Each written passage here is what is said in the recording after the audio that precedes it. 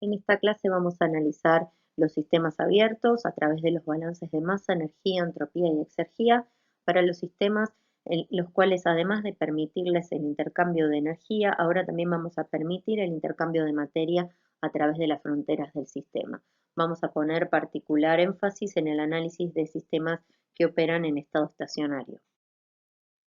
Vamos a empezar analizando el balance de masa a través de lo que ahora vamos a denominar volumen de control. Recuerden que con este término volumen de control nos vamos a referir a la delimitación de las fronteras de nuestro sistema. Vamos a empezar el análisis con N corrientes de entrada y M corrientes de salida y como bien sabemos, la masa que entra tendrá que ser igual a la masa que sale más la masa que se acumula. Esto en términos de flujo o caudal másico los vamos a representar de esta manera como la sumatoria de todos los flujos másicos a la entrada, paso el término de salida para el otro lado, por lo tanto me quedan menos los flujos másicos a la salida, tendrán que ser igual a este término que nos va a estar representando el término de acumulación de masa en nuestro volumen de control. Nos vamos a referir con un puntito encima de cada una de las variables para hacer referencia a las tasas de cambio a través del tiempo de cada una de las variables que estemos analizando. Como les dije, nuestro enfoque va a estar principalmente orientado a los procesos que transcurren en estado estacionario y el estado estacionario implica que las propiedades, ya sea dentro del volumen de control o sobre las fronteras del volumen de control, permanecen constantes con respecto al tiempo. Lo que buscamos que se cumpla es que el flujo másico que atraviesa las superficies del volumen de control se mantenga constante y que por lo tanto no exista acumulación de materia dentro del mismo. De esta manera, cuando decimos que estamos en estado estacionario, estamos asegurando entonces que el balance de materia va a tener esta forma en la cual toda la suma de los caudales másicos en la entrada se tienen que igualar a la suma de los caudales másicos a la salida. Si este es el término entonces general para el balance de materia y si nos manejamos con una única corriente de entrada y una única corriente de salida, como es el caso del esquema que les pongo acá, lo que vamos a hacer es utilizar un M punto para referirnos tanto al caudal de entrada como al caudal de salida y vamos a decir que se mantiene constante a través de todo el proceso analizado. Vamos a expresar ahora las ecuaciones de continuidad de flujo. Para eso empezamos el análisis planteando un diferencial de volumen que a su vez lo podemos expresar como el producto del área, así como el área de la sección, por un diferencial de longitud. Ese diferencial de longitud correspondiente a este diferencial de volumen también lo podemos plantear como la velocidad por un diferencial de tiempo. Si planteamos entonces, empezando como un caso simple, una única corriente de entrada y de salida, como es el caso de este ejemplo que les pongo acá, podemos decir que entonces el diferencial de masa que atraviesa este diferencial de volumen va a ser igual a la densidad del fluido en ese volumen por el área proyectada por la velocidad por el diferencial de tiempo.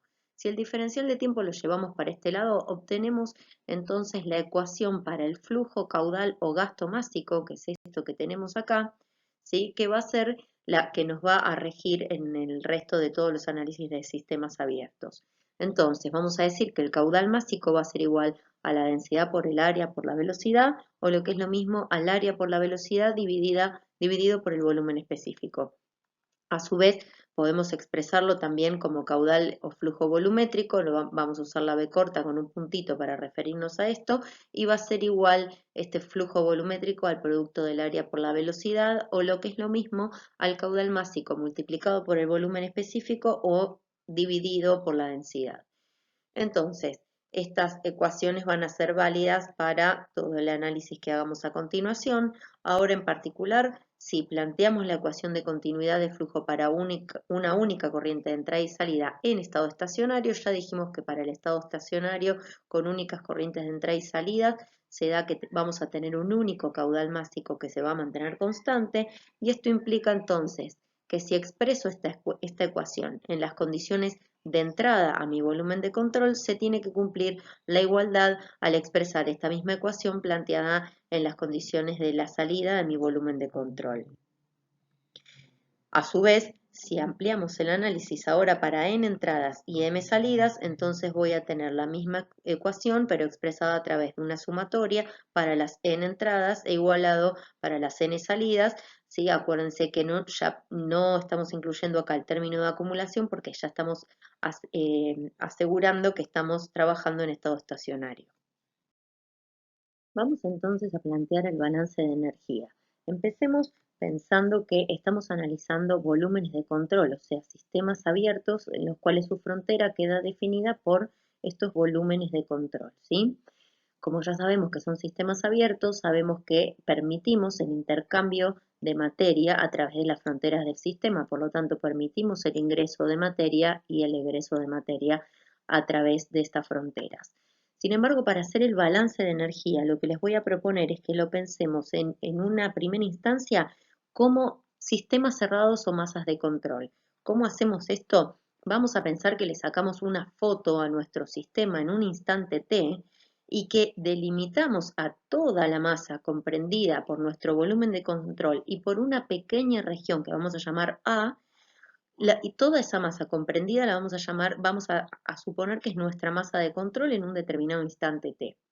En un instante posterior, después de un diferencial de t, vamos a sacar otra foto a nuestro volumen de control más una pequeña región que contiene masa que está saliendo de esas fronteras de ese volumen de control y toda la masa comprendida entonces entre B y nuestro volumen de control la vamos a tomar como un sistema cerrado o masa de control en el instante t más diferencial de t.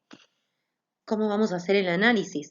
Vamos a suponer que el volumen de control tiene forma, tamaño y posición fijos todo el tiempo que transcurre entre el instante t y t más diferencial de t.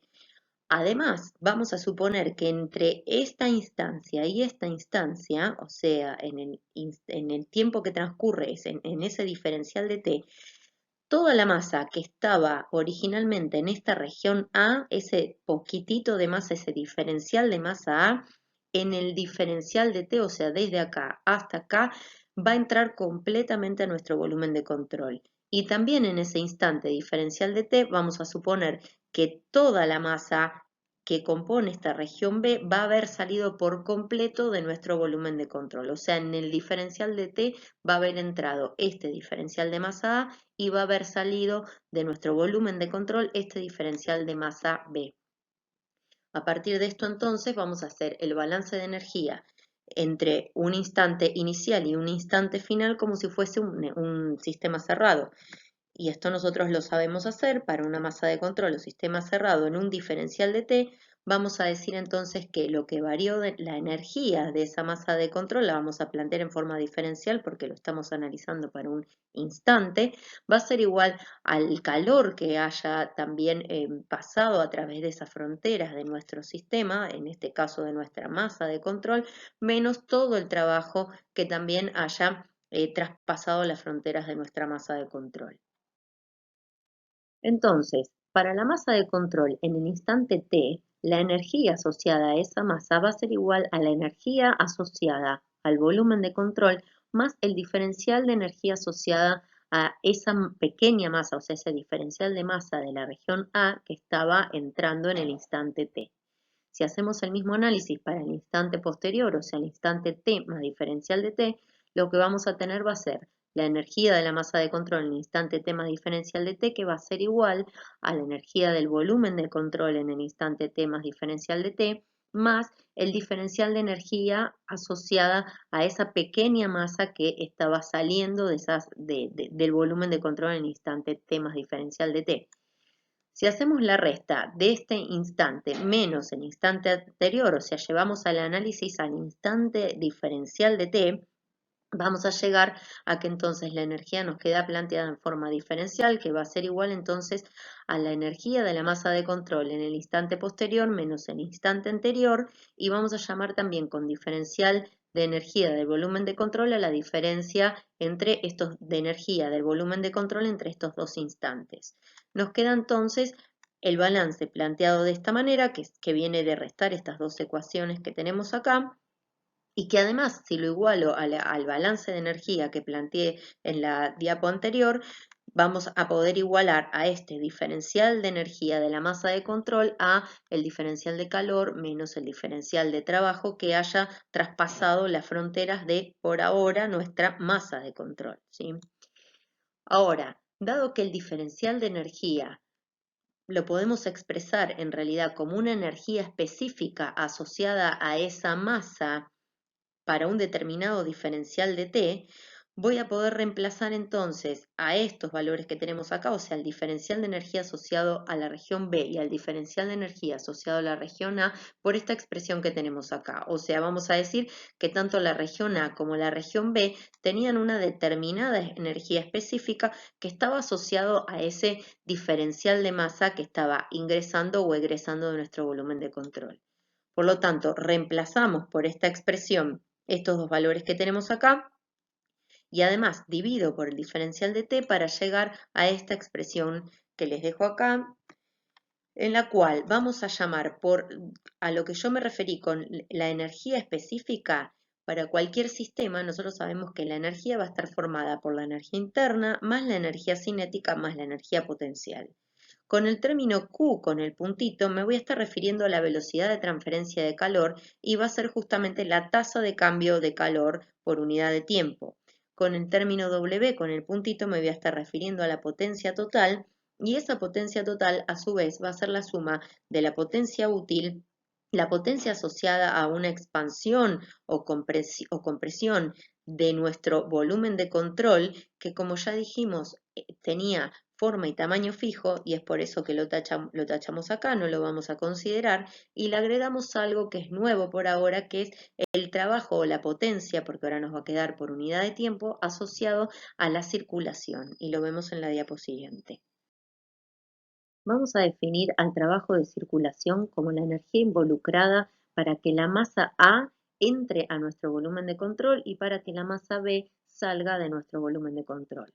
Como bien sabemos, la expresión de trabajo está asociada al producto de dos vectores, el vector fuerza por el vector desplazamiento, y cuando nos vamos de esta forma vectorial, sabemos que tenemos que multiplicarlo por el coseno del ángulo que se forma entre estas dos flechas, ¿sí? También sabemos que la expresión, el factor de la fuerza lo podemos reemplazar por la presión por el área, ¿sí? Nos queda expresado de esta manera. Y ahora pensando en este coseno, en el ángulo que se forma entre esta flecha y esta otra flecha, piensen que en la región A que está entrando al volumen de control, la presión se va a estar oponiendo a la dirección de ingreso a nuestro sistema. O sea, nosotros a la presión la consideramos como una fuerza que el sistema ejerce hacia el medio. Por lo tanto, el ángulo formado entre la flecha de ingreso de la masa de la región A nuestro volumen de control y la presión ejercida o la fuerza ejercida por nuestro sistema hacia afuera, ese ángulo es de 180 grados y es por eso que entonces la materia que ingresa a nuestro sistema nos queda con este signo negativo. Por el contrario, todo lo que es la región B, que es la materia que está saliendo de nuestro volumen de control, el ángulo asociado a ese trabajo va a ser 0 y es por eso que acá nos queda positivo.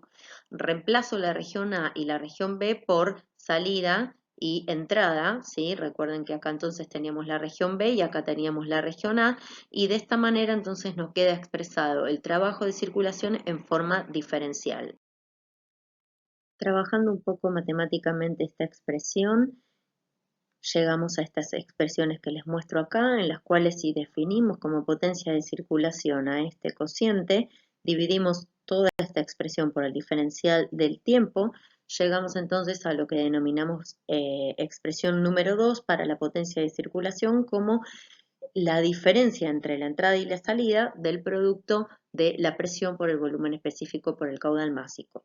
Si a partir de eso reemplazo entonces esta ecuación número 2 en la ecuación número 1 de la diapositiva anterior y reordeno matemáticamente de manera que me queden agrupadas todas las propiedades a la salida y todas las propiedades a la entrada, me va a quedar la primera expresión que tenemos para el balance de energía para un volumen de control, en el cual el primer término se refiere al término de acumulación de energía para ese volumen de control. Fíjense una cosa, acá lo que hicimos fue entonces, para la salida, agrupar dentro de un paréntesis a el término de energía cinética más potencial más energía interna más el producto de P por B. Lo mismo hice para la entrada, ¿sí? Pero fíjense que esta suma que tenemos acá, energía interna más el producto de la presión por el volumen, justamente corresponde a lo que nosotros ya conocemos como entalpía, ¿sí?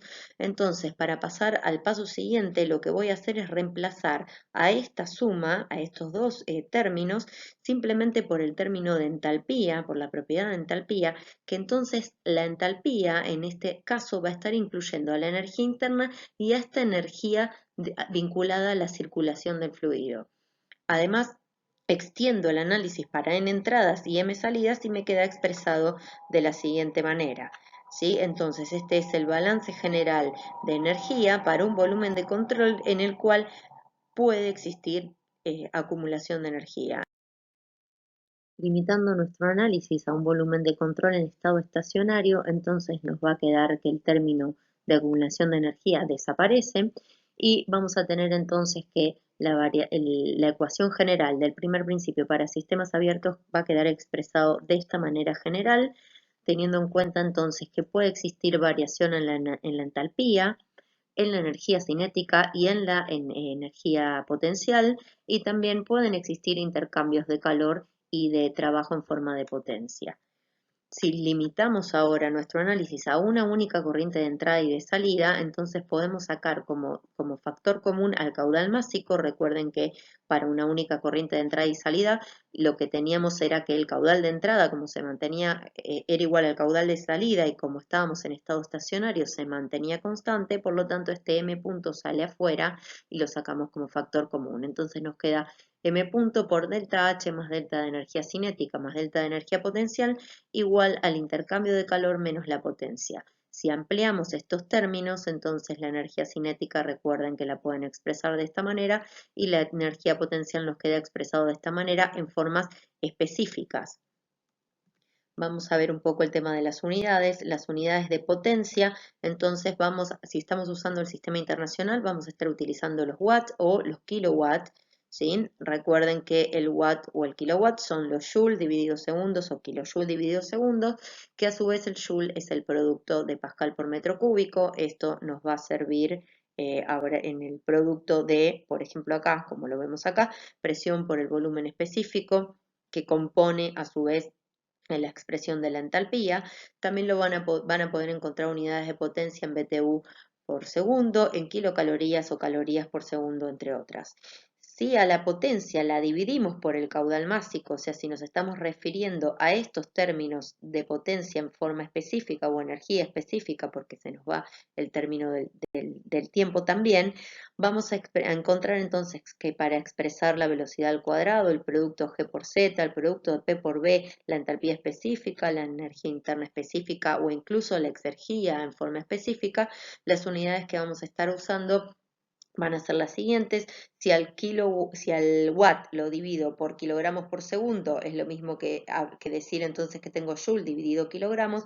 Recuerden que nos quedaba expresado como metro cuadrado sobre segundo cuadrado. Y recuerden también a la hora de resolver ejercicios que si este término lo tenían expresado, por ejemplo, en kilowatt dividido caudal másico, recuerden que si le van a sumar ahora entonces este otro término o este otro término expresado en forma de metro cuadrado segundo cuadrado, lo tienen que afectar por un factor de 10 a la menos 3 para poder sumar, ¿sí?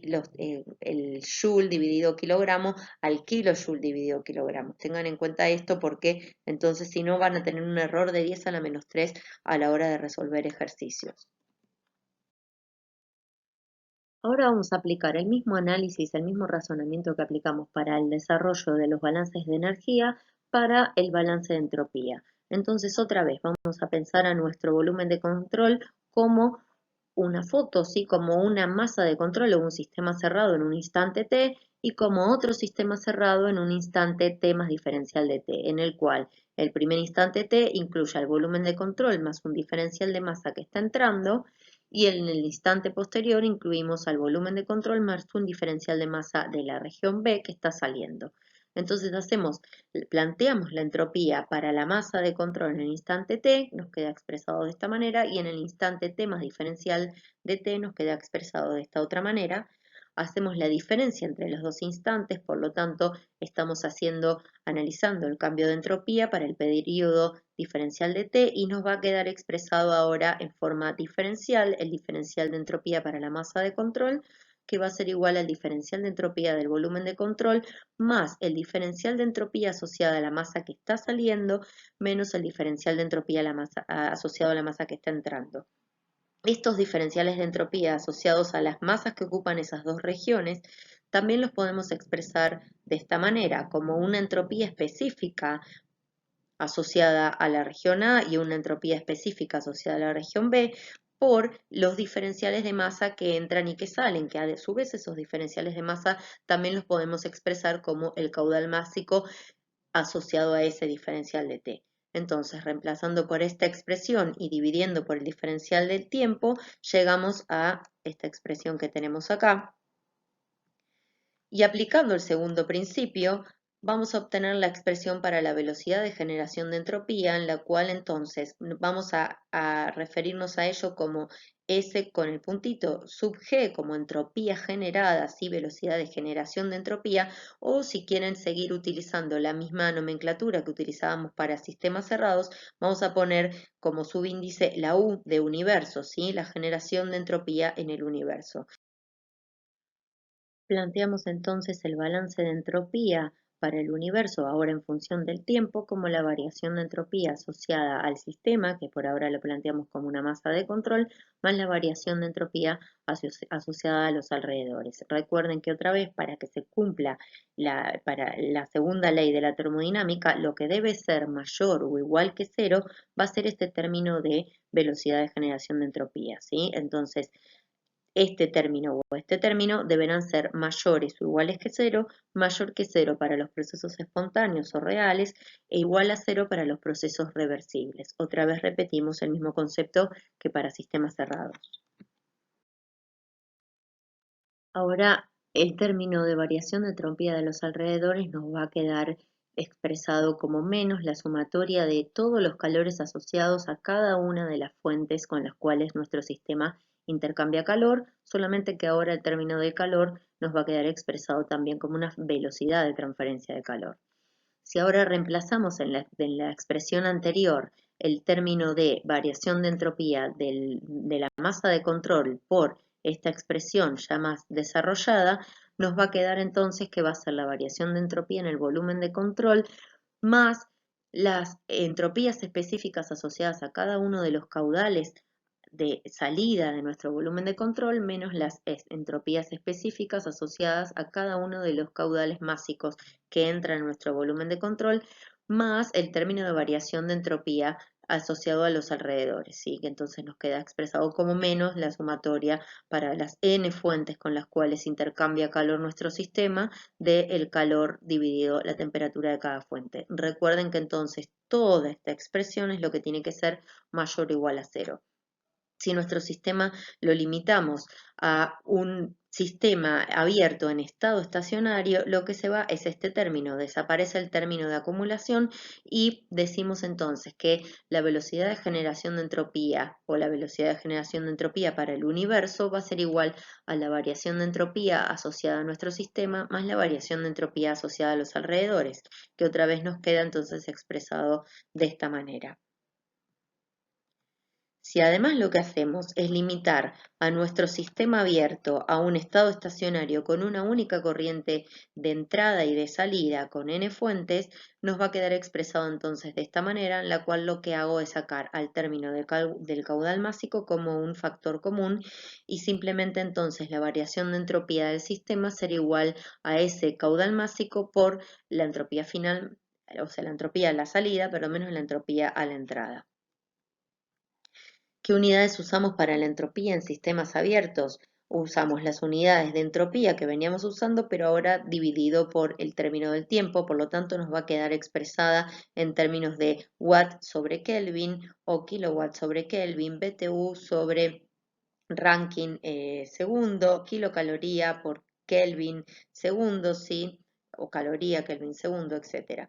Las unidades de cambio para la entropía específica van a ser entonces estos mismos sistemas de unidades que veníamos usando, metro cuadrado, segundo cuadrado, pero ahora agregando el término de la temperatura, siempre para utilizando escalas absolutas de temperatura, ya sea en el sistema internacional o en el sistema inglés, en el cual se utiliza el Rankine como escala de temperatura. Recuerden que la pueden expresar en términos másicos o en términos también molares, y sepan también que la unidad es este BTU sobre libra Rankine o la caloría sobre grado se definen como unidades entrópicas y son equivalentes, ¿sí? O sea, es lo mismo un BTU libra Rankine que una caloría gramo Kelvin o una kilocaloría kilogramo Kelvin. Lo mismo, tenemos la misma equivalencia cuando lo expresamos en libra mol y mol o gramo mol, ¿sí?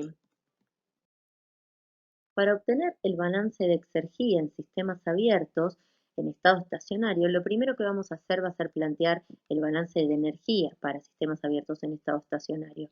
Y lo que vamos a hacer, como hicimos también para sistemas cerrados, va a ser desagregar el término del calor en el calor que se pueda estar intercambiando con el estado muerto y la suma de cualquier otro calor que se esté intercambiando con cualquier otra fuente. Lo mismo hacemos para planteando el segundo principio para sistemas abiertos en estado estacionario, en los cuales planteamos el delta S asociado al sistema y el delta S asociado a los alrededores, ahora otra vez desagregando el término del calor que se pueda estar intercambiando con el estado muerto y agrupando en una sumatoria todos los calores que se pueden estar intercambiando con otras fuentes. A partir de esto, si despejamos de la expresión número 4 el término del calor Q0 y lo reemplazamos en esta expresión número 3 y además reordenamos de manera que nos queden en forma de todas las propiedades del sistema de este lado, los términos de calor agrupados en este otro término y todos los términos que podamos estar vinculando a la potencia de este otro lado de la igualdad, llegamos a esta expresión y definimos entonces como la función exergía para un sistema abierto a el producto del caudal másico por todos los términos de energía, o sea, la entalpía, la energía cinética más la energía potencial, y le restamos T0, que sigue siendo el mismo T0 que veníamos utilizando para sistemas cerrados, por la entropía del sistema. Esto entonces queda definido como la exergía de un sistema abierto, que la voy a denotar con esta A arriba. Vamos a definir a la variación de exergía asociada a las fuentes térmicas como menos la sumatoria de todos los términos de calor asociados a cada una de las fuentes con las cuales se puede haber estado intercambiando este calor, multiplicado por esto que dijimos que denominábamos factor de Carnot, igual a 1 menos T0 dividido la temperatura de cada una de las fuentes con las cuales se intercambió este calor. Y vamos a definir también como potencia perdida el producto de T0 por la velocidad de generación de entropía asociada al universo.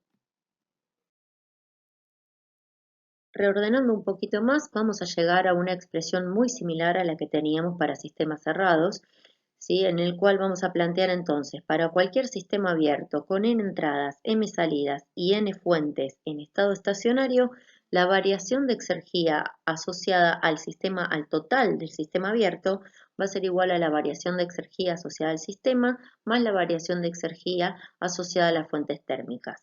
A su vez, esta variación de exergía total del abierto, en términos de potencia, ¿sí? Dividido el tiempo, digamos, nos va a quedar igual a menos la potencia útil óptima, que ahora va a ser más fácil que lo que encontrábamos para sistemas cerrados, porque la potencia útil óptima para sistemas abiertos va a ser simplemente la suma de todas las potencias que conocemos para sistemas abiertos, que son la potencia útil y la potencia perdida. Recuerden que la potencia de circulación nos quedó incluida adentro de la función entalpía, o sea, todo lo que está asociado a la circulación del fluido está contemplado en el término de entalpía. Entonces, la variación de exergía total del sistema va a ser igual a la variación de entalpía, que entonces contempla la energía interna más la energía de circulación, más la variación de energía cinética, que es una energía a nivel macro. Lo que va a tener en cuenta es la diferencia de velocidades entre las entradas y las salidas a nuestro volumen de control, más la variación de energía potencial. Otra vez, lo que vamos a estar contemplando en este caso va a ser la diferencia de alturas en nuestro volumen de control. Y a esto le vamos a restar, de la misma manera que lo hacíamos para sistemas cerrados, al término de cero por la variación de entropía del sistema. Todo esto es lo que se define entonces como la variación de exergía asociada a nuestro sistema abierto. A esto le vamos a sumar el término de variación de exergía de la fuente, que como ya dijimos es menos la sumatoria del calor multiplicado por el factor de Carnot asociado a cada una de las fuentes con las cuales nuestro sistema intercambió calor. Y todo esto va a ser, como ya dijimos, igual a menos el trabajo útil óptimo, donde el trabajo útil óptimo para cualquier sistema abierto es la suma de la potencia útil más la potencia perdida. Si a nuestro sistema lo limitamos a una única corriente de entrada y de salida, lo que hacemos acá en la parte del sistema es sacar como factor común el caudal másico. Entonces expresamos como caudal másico por el delta H, el delta de energía cinética, el delta de energía potencial y el delta de entropía también, expresados todos ahora en forma específica. Y vamos a definir por último al rendimiento exergético como el cociente entre la exergía que fue aprovechada y la exergía que fue suministrada para poder aprovechar esta exergía que planteamos en el numerador. Este rendimiento exergético lo vamos a analizar para cada uno de los equipos que veamos, para cada uno de los equipos en los cuales tenga sentido entonces hacer un análisis exergético respecto a la energía que pudimos aprovechar vinculada a la energía que le suministramos a nuestro sistema abierto. Habiendo ya planteado el balance de masa, de energía, de entropía y de exergía para sistemas abiertos, vamos a analizar ahora el caso particular de los fluidos incompresibles. Fíjense que si planteamos la ecuación de continuidad de flujo para una única corriente de entrada y de salida en estado estacionario para un fluido incompresible, que implicaba que un fluido sea incompresible, que justamente la densidad o bien el volumen específico no variaban a lo largo del proceso, sino variaban con la presión. Por lo tanto, si planteamos la ecuación de continuidad de flujo, nos queda que entonces la densidad la podemos cancelar a ambos lados de la igualdad de esta ecuación, o bien el volumen específico lo podemos cancelar a ambos lados de la igualdad. De esta manera lo que obtenemos es que entonces el producto del área por la velocidad a la entrada tendrá que ser igual al producto del área por la velocidad a la salida.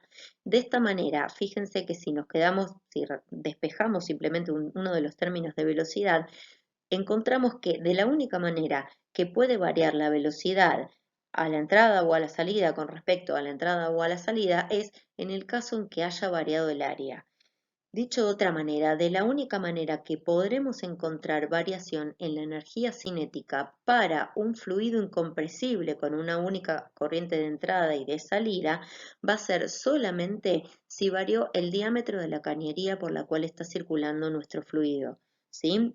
Entonces, de la única manera que puede haber variación en la velocidad, con lo cual de la única manera que puede haber una variación en la energía cinética, cuando estamos trabajando con fluidos incompresibles es solamente si varió el diámetro de la cañería por la cual circula nuestro fluido, ¿sí? Entonces, si el diámetro de entrada a nuestro volumen de control es igual al diámetro de salida de nuestro volumen de control, si estamos operando con fluidos incompresibles, tendremos la certeza de que entonces la velocidad tampoco varió.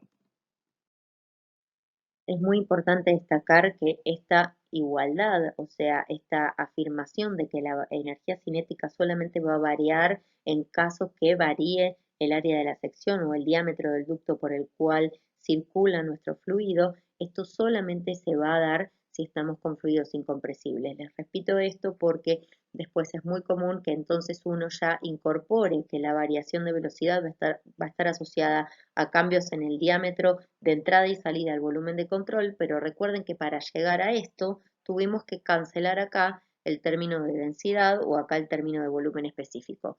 Por lo tanto, si estamos trabajando con gases, con mezclas de líquido vapor, con vapores, esta igualdad ya no corresponde, ¿sí?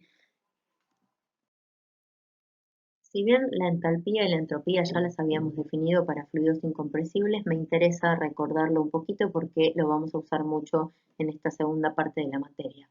Recuerden que los volúmenes específicos para los fluidos incompresibles los considerábamos que se mantenían aproximadamente constantes en cualquier proceso y que la energía asociada a cualquier cambio de volumen la consideramos insignificante en comparación con otras formas de energía.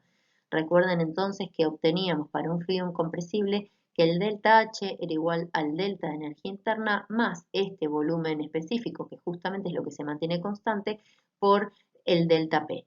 Y que además esto es aproximadamente constante a la capacidad calorífica por el delta T más ese volumen específico por el delta P, ¿sí? O sea, la variación de energía interna para un fluido incompresible la asociábamos directamente a esta expresión. A su vez, lo mismo pasaba con la variación de entropía, que decíamos que era igual entonces a una constante C, ¿sí? El valor medio entre estos dos extremos de integración, por el logaritmo entre del cociente de la temperatura final sobre la temperatura inicial. ¿Qué pasa para el caso de los isoentrópicos cuando estamos trabajando con fluidos incompresibles? Recuerden que para el caso del isoentrópico, o sea que la entropía inicial y la final coincidan, que el delta S del sistema sea cero, lo que teníamos era que entonces necesariamente se tenía que cumplir que las temperaturas sean iguales en el caso de los fluidos incompresibles, ¿sí? Entonces, para cualquier evolución isoentrópica con fluido incompresible, eso implica además que además de que se mantenga constante la entropía, se mantenga constante la temperatura. Vamos a ver un poquito cómo calcular o cómo encontrar la entalpía para un líquido comprimido o un líquido subenfriado. Y miren cuánto arte que tiene esta diapositiva. Fíjense que si reemplazamos entonces el delta H por el valor de la entalpía a una dada temperatura y una dada presión y planteamos el delta con algún punto conocido, en este caso fíjense que como conocido tomo algún valor que pueda encontrar en tabla. Les marco con color verde lo que leo acá abajo con color verde, que es el valor de la entalpía, y lo que voy a estar leyendo es la entalpía para el líquido saturado. Fíjense entonces que estamos buscando la entalpía para un líquido comprimido subenfriado, que esto implica entonces buscar la entalpía para una dada temperatura y una presión que no corresponde a la presión de equilibrio a esta temperatura, ¿sí? Corresponderá a una presión mayor a esta temperatura o una temperatura menor a lo que corresponde al equilibrio para esta presión. Entonces, ¿cómo la buscamos? Acuérdense que nosotros ya habíamos visto que lo importante era entrar a la tabla con la temperatura. Entonces, lo que vamos a hacer va a ser entrar a la tabla con la entalpía a esa misma temperatura, a esta T1 que les estoy marcando acá con el mismo color amarillo, ¿sí? Lo que les marco con verde es lo que vamos a leer para la entalpía del líquido saturado, y esa entalpía del líquido saturado justamente es la que corresponde a una temperatura T1 y a una presión de equilibrio a esa T1, que es la presión que leemos acá, que se las marco en color rojo. Entonces, a esto lo voy a corregir con el término del volumen específico, cuál va a ser el valor que voy a usar acá, justamente el que les marco acá con color celeste, que es el volumen específico a esa temperatura, porque otra vez dijimos que no íbamos a considerar cambios apreciables de volumen para el proceso, por lo tanto, leo el volumen específico también a T1, y lo que voy a estar haciendo entonces es corregir este valor de entalpía del líquido saturado con el volumen específico por el delta de presión asociado a la presión que yo estoy buscando, esta presión 1 que tengo acá, y la presión que correspondía al equilibrio o la presión que correspondía a este valor verde que yo leí acá, ¿sí? También de esta manera, si van a buscar el valor de entropía asociado a un líquido comprimido o un líquido subenfriado, podrán utilizar el valor que leen a esa dada temperatura, ¿sí? Recuerden que la entropía también la relacionábamos con cambios en la temperatura. Entonces, lo que hice para llegar a esta expresión fue simplemente plantear un delta de entalpía utilizando la expresión de fluidos incompresibles, pero ese delta lo planteé entre un punto que tenga la temperatura que yo busco y la presión que yo busco, y un punto que tenga la temperatura que yo busco y la presión de equilibrio a esa temperatura. Lo que estoy haciendo es plantear un delta entre dos puntos lo más cercano que pueda encontrar. Los dos puntos más cercanos que pueda encontrar van a ser justamente leer uno de los valores en tabla y corregirlo con el cambio menos apreciable que pueda encontrar. El cambio más chiquito que pueda encontrar va a ser el vinculado a la presión y ahora vemos por qué. Fíjense que si yo entro con la temperatura, entonces si planteo un delta entre dos puntos que tienen la misma temperatura, este término se va y solamente nos queda que voy a modificar el valor que puedo haber leído con una corrección que está vinculada a la presión. Como el factor que multiplica ese cambio de presión es el volumen específico y el volumen específico para llevarlo a unidades consistentes con los valores energéticos, lo van a tener que expresar. Fíjense que el volumen específico acá lo tienen expresado en centímetros cúbicos por gramo o en decímetros cúbicos por kilogramo. Fíjense que para poder multiplicarlo a la presión en kilopascales y obtener en unidades consistentes con la entalpía que está en kilojoule por kilogramo, van a tener que llevar este volumen específico, los valores que leen acá, a metro cúbico por kilogramo. Por lo tanto, van a tener que multiplicar a estos valores que tienen acá por un factor de 10 a la menos 3. Con lo cual, esta corrección que nos queda acá es mucho más chiquita a los valores que estamos manejando acá en términos de cuando estamos comparando, digamos, unidades consistentes. Vamos a plantear ahora el análisis del flujo en cañerías para un fluido incompresible. Para cada uno de los equipos que empecemos a ver de ahora en adelante, lo que vamos a hacer va a ser definir un volumen de control. Vamos a identificar las corrientes o la masa que entra, que traspasa, digamos, la frontera de nuestro volumen de control, tanto para la entrada como para la salida, y vamos a aplicar los análisis y los balances que venimos aplicando hasta ahora. Entonces, lo primero que hacemos es definir un volumen de control que englobe lo que es nuestro sistema. En este caso, nuestro sistema es una cañería que tiene, por lo tanto, una única entrada y una única salida. Sabemos que para mantener el estado estacionario, estos dos caudales son iguales y se mantienen constantes a lo largo de todo el proceso, y además le estamos agregando esta información de que en este caso, este análisis corresponde a un fluido incompresible. Lo que hacemos entonces, en primer lugar, es plantear el balance de energía para este volumen de control, y como ya sabemos, cuando tenemos una única corriente de entrada y salida, la denominamos M punto y lo sacamos afuera como un factor común. Por lo tanto, el balance de energía nos va a quedar M punto por el delta H más el delta de energía cinética más el delta de energía potencial, y esto va a ser igual al calor menos la potencia útil. Recuerden que la potencia de circulación ya nos quedaba incluida dentro de la entalpía.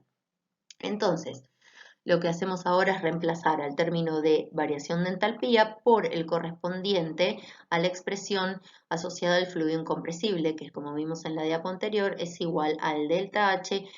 El delta H es igual al C por delta T más el B por el delta P.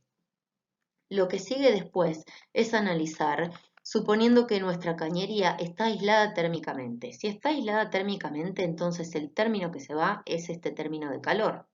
Como es una cañería y no hay ningún dispositivo que esté entregando potencia a nuestra cañería, ni tampoco nuestra cañería genera potencia, este término también se va. Por lo tanto, nos queda que el M por el delta H más el delta de energía cinética más el delta de energía potencial es igual a 0.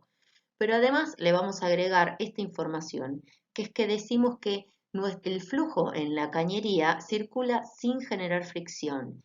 Cuando nos aportan esta información, que nos dicen que un flujo se da sin fricción para un fluido incompresible, eso implica que el delta T es igual a 0, que es equivalente a decir que lo que está haciendo este flujo o este caudal, digamos, es fluir sin generar entropía, o sea, de manera isentrópica. Por lo tanto, como es un fluido incompresible, este delta T es igual a cero y a lo que llegamos a partir de plantear entonces este balance con todas estas simplificaciones es a la ecuación de Bernoulli.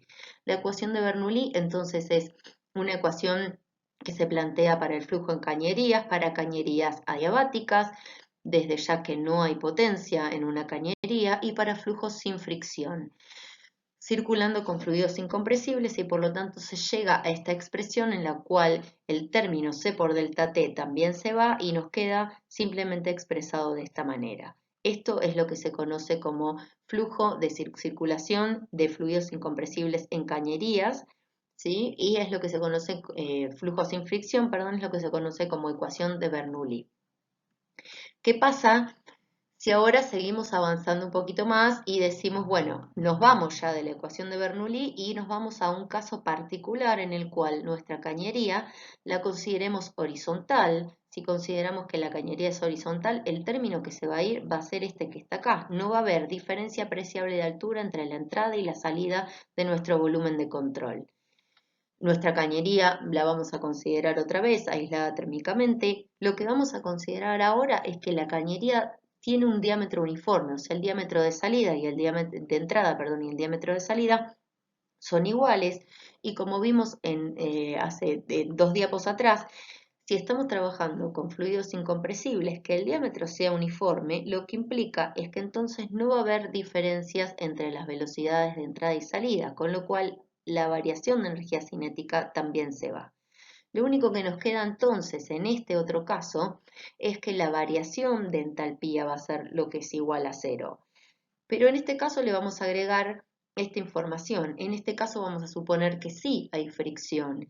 Y cuando hay fricción, lo que estamos entendiendo es que lo que va a haber es un aumento de entropía. Como estamos trabajando con un fluido incompresible, ese aumento de entropía va a implicar necesariamente un aumento en la temperatura. La temperatura final será mayor que la temperatura inicial, al menos en un poquito, ¿sí? Al menos en una cantidad apreciable, de manera de que este delta sea mayor que cero. Esto lo que nos va a marcar, este análisis lo que nos va a marcar es el sentido de circulación o la expresión de la pérdida de carga en cañerías.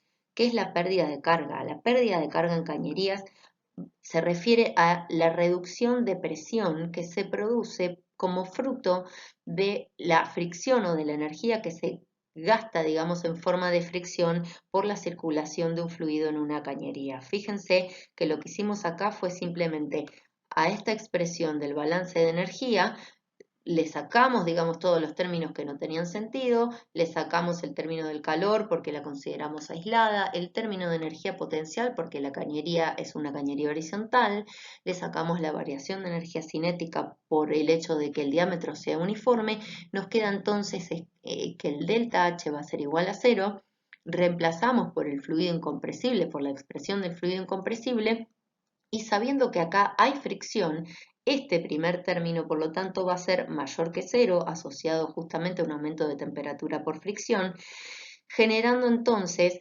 como conclusión que lo que vamos a obtener es necesariamente una pequeña reducción en la presión de nuestra salida respecto a la entrada. Esto es lo que se conoce entonces como pérdida de carga en cañerías, que se da entonces para el caso de que nuestro fluido esté circulando generando una fricción al hacerlo. Ahora vamos a plantear el análisis de flujo en cañerías para un fluido incompresible otra vez, suponiendo cañería horizontal aislada térmicamente y con diámetro uniforme para casos en los que circule con fricción y sin fricción. Fíjense que entonces al estar aislada térmicamente se va el término del calor, el término de potencia desde ya que no está porque es una cañería y no hay potencia involucrada. El término de energía cinética se va por el diámetro uniforme y el fluido incompresible, y el término de energía potencial se va por ser cañería horizontal. Vamos a analizar ahora entonces los dos casos que mencioné. El análisis sin fricción, fíjense que lo que hacemos es plantear el balance de entropía para nuestra cañería o para nuestro volumen de control. Como está aislada térmicamente, este término se va. Por lo tanto, nos queda que la variación de entropía asociada al sistema o al volumen de control será igual al caudal másico por el C por el logaritmo de la temperatura final sobre la inicial, y a esto lo vamos a igualar a cero justamente porque estamos diciendo que está circulando de una forma reversible. Fíjense que a la temperatura de salida me referí como T2 con supra S, ¿sí? De esta manera lo que voy a hacer es identificar esta temperatura de salida del proceso reversible para compararla con la salida del proceso irreversible. Entonces, para el proceso reversible, esto se va a dar, esta igualdad a cero en la generación de entropía se va a dar solamente para el caso en que la temperatura de entrada y de salida permanezcan iguales por ser fluido incompresible, recuerden eso.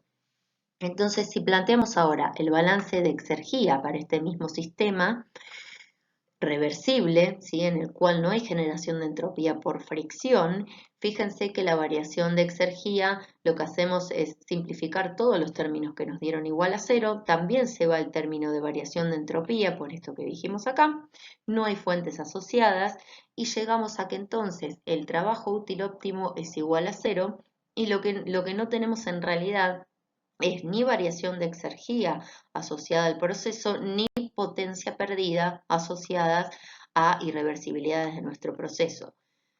¿Qué pasa si analizamos la misma cañería, pero ahora con fricción? Con fricción, entonces, lo que vamos a estar diciendo es que sí va a haber un aumento de temperatura y este aumento de temperatura asociado a la fricción, lo que va a estar reflejando es un aumento en la entropía del sistema, ¿sí? Va a haber entropía generada asociada justamente a esta generación de fricción. En este caso, entonces, lo que obtenemos es que la temperatura 2 va a ser mayor que la temperatura 1. Por lo tanto, si comparamos estos dos procesos que son diferentes, con una misma entrada, pero una salida diferente, ¿sí? Una temperatura final diferente. En el caso de la cañería con fricción, la temperatura 2 será mayor a la temperatura que hubiésemos obtenido si el fluido hubiese circulado sin fricción. En este caso, entonces, planteamos el balance de exergía para nuestro sistema abierto. Sacamos entonces como factor común el caudal másico porque tenemos una única entrada y una única salida. Todos los términos energéticos se dan iguales a cero por el balance que planteamos acá arriba, pero ahora sí va a haber un término de entropía asociado a nuestro sistema. Por lo tanto, esto que nos va a dar menor que cero, fíjense que lo que me da menor que cero es la variación de exergía total del sistema, o sea, lo único que pasó acá fue una destrucción de exergía, una disminución en la disponibilidad de energía de nuestro sistema. Recuerden que acá tenemos este menos, ¿sí? Y toda esta disminución de exergía entonces estuvo asociada a lo que definimos como potencia perdida. Entonces recuerden que este menos que está acá hace que esto sea menor que cero, pero la potencia perdida siempre es mayor que cero, es como el trabajo perdido para sistemas cerrados, ¿sí? Es igual a T0 por la variación de entropía del universo. Entonces, esta potencia perdida fue lo único que estuvo involucrado en nuestro proceso, generando entonces una disminución en la energía disponible y entonces un aumento o una cantidad apreciable de potencia perdida. Por último, les voy a mostrar un poco de qué se trata el diagrama TS, que lo vamos a usar muchísimo en esta segunda parte de la materia.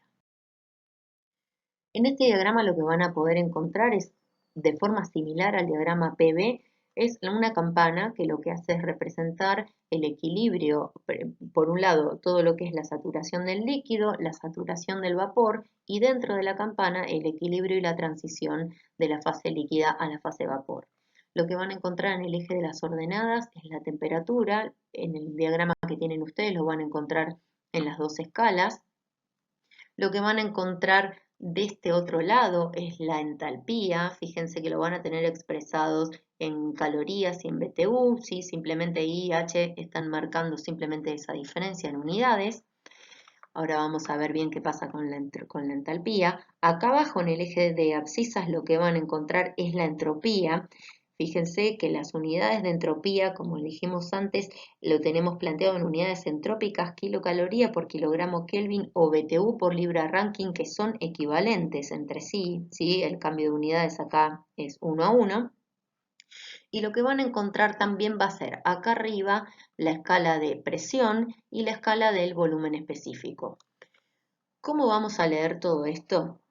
Fíjense que la presión va aumentando entonces en este sentido que les muestro acá, en forma contraria lo va haciendo el volumen específico va aumentando en el otro sentido, en el sentido opuesto.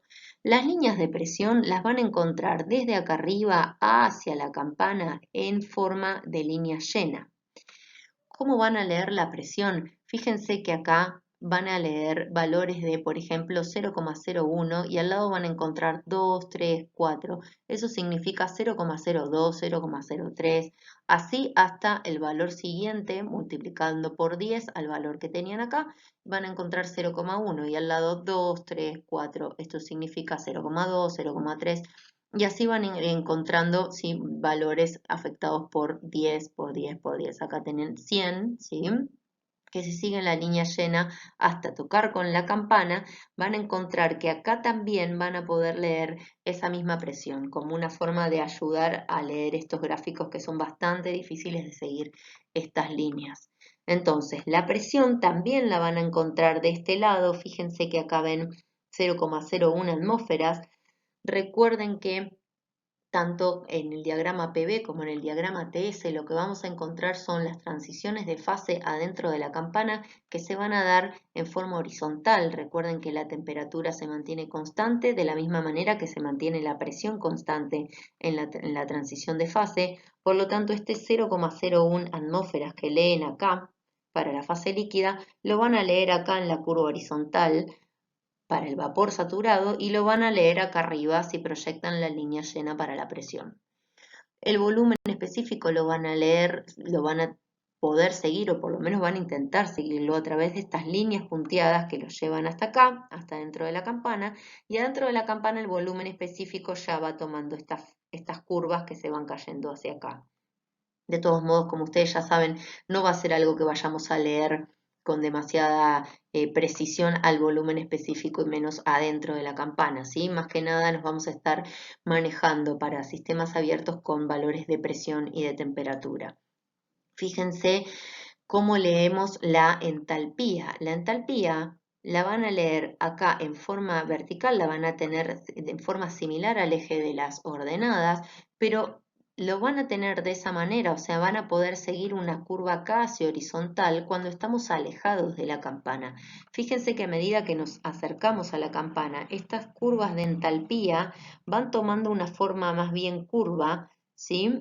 Fíjense que se van curvando un poquito acá cerca de la campana. Y entonces, cuando estamos en algún punto por acá, la manera de leer la entalpía es seguir estas líneas que al principio se curvan y que a medida que nos alejamos de la campana tienden a tomar la misma forma que la temperatura, ¿sí? Vinculando entonces la entalpía mucho más a los cambios en la temperatura que los cambios en cualquier otra propiedad. La entalpía, si la seguimos hasta acá, fíjense que acá se corta y acá retoma, este eje acá dobla y acá retoma con el mismo valor que dejó acá. Entonces, este valor que leían acá para la entalpía del vapor saturado, lo van a poder leer acá abajo ahora. De esta manera, entonces, cualquier valor de entalpía dentro de la campana lo van a poder seguir a través de estas curvas que se dan de esta manera, que estoy intentando seguir con el puntero, hasta leerlo en estos ejes que tenemos acá. Entonces, estas curvas que toman esta forma con línea llena adentro de la campana van a estar marcándonos la entalpía que la van a poder leer acá adentro, acá abajo digo. ¿Qué otra cosa van a poder leer en estos gráficos? Van a poder leer el título. Fíjense que el título va a tomar estas otras líneas curvas, pero con otra inclinación con respecto a la entalpía, y los van a llevar a estos cuadraditos que tenemos acá abajo para poder leer el título, o sea, la fracción de vapor asociada a cada punto que estamos leyendo. Si bien fíjense que los valores de fracción de vapor son hay una gran distancia entre un punto y el otro, por lo menos nos van a servir para ubicarnos, ¿sí? Sabemos que si estamos en algún punto por acá, por donde les pongo el cursor, evidentemente el título del punto en donde está el cursor estará entre 0,1 y 0,2. Si bien no tenemos una gran precisión a partir de la lectura del gráfico, sí nos vamos a poder ubicar entre qué valores y qué valores nos encontramos de la fracción de líquido vapor. Por último, algo que también vamos a poder leer en estos gráficos desde ya es la entropía. Y la entropía la van a leer en forma vertical hacia el eje de las abscisas. Entonces, en cualquier punto que se encuentre por acá, si lo que quiero hacer es leer la presión, seguiré la línea llena hasta arriba. Si lo que quiero es leer la entalpía, seguiré esta línea que es casi horizontal, que va casi con la temperatura para leer la entalpía de este lado. Si lo que quiero es leer la entropía, seguiré la línea vertical hasta leer acá abajo la entropía. Si lo que quiero es leer el volumen específico, intentaré seguir estas líneas punteadas hasta leer el volumen específico acá arriba y con el eje de las ordenadas, o sea, con la línea horizontal, encontraré de este lado los valores de temperatura. Una última cosa que mencionar en estos diagramas es la parte del líquido. Fíjense que para lo que son los fluidos incompresibles dejamos de tener valores, no encontramos valores diferenciados. Recuerden lo que pasaba cuando hacíamos el análisis para un fluido incompresible, en el cual lo que analizábamos era un proceso isoentrópico. Para un proceso isoentrópico y un fluido incompresible encontrábamos que para un mismo valor de entropía, vamos a suponer este valor de entropía que seguimos por esta línea vertical, para un mismo proceso entonces isoentrópico encontrábamos que la temperatura inicial y final también correspondía al mismo punto, o sea, teníamos que para un estado inicial y un estado final los valores de entropía y de temperatura se mantenían constantes con respecto al inicio y al fin del proceso. Sin embargo, eso no ocurría probablemente con los valores de presión, y es por eso que en un diagrama de dos dimensiones no vamos a poder encontrar, no vamos a poder, digamos, diferenciar lo que son los cambios en presión para procesos de igual entropía y de igual temperatura en fluidos incompresibles. Todo esto que les estoy diciendo acá, si bien por ahora no lo vimos plasmado en ningún ejemplo, cuando hagamos análisis de, por ejemplo, bombas, que son equipos que operan con fluidos incompresibles, vamos a ver la importancia de poder diferenciar saltos en presión que no vamos a poder apreciar en un diagrama TS, porque no vamos a poder, justamente nos va a estar faltando esa dimensión que haga que pasemos de un punto que nos marca igual temperatura al inicio y al final e igual entropía al inicio y al final, pero diferente presión o diferentes valores de entalpía justamente al inicio y al final. Dos cosas importantes de destacar a la hora de trabajar con diagramas. En primer lugar, no se preocupen por la precisión en la lectura, fíjense que es muy poco preciso, los datos que podemos obtener de acá son bastante poco precisos. A la hora de asegurarnos precisión nos conviene trabajar con datos de tabla. Sin embargo, la forma de trabajar con diagramas nos permite visualizar mucho mejor los procesos que están ocurriendo, si van a ocurrir a temperatura constante, si van a ocurrir a presión constante, si van a ocurrir a entalpía constante acá adentro, por ejemplo, entropía constante por las verticales. O sea, nos sirve mucho más para visualizar, para esquematizar los procesos que vayamos a analizar.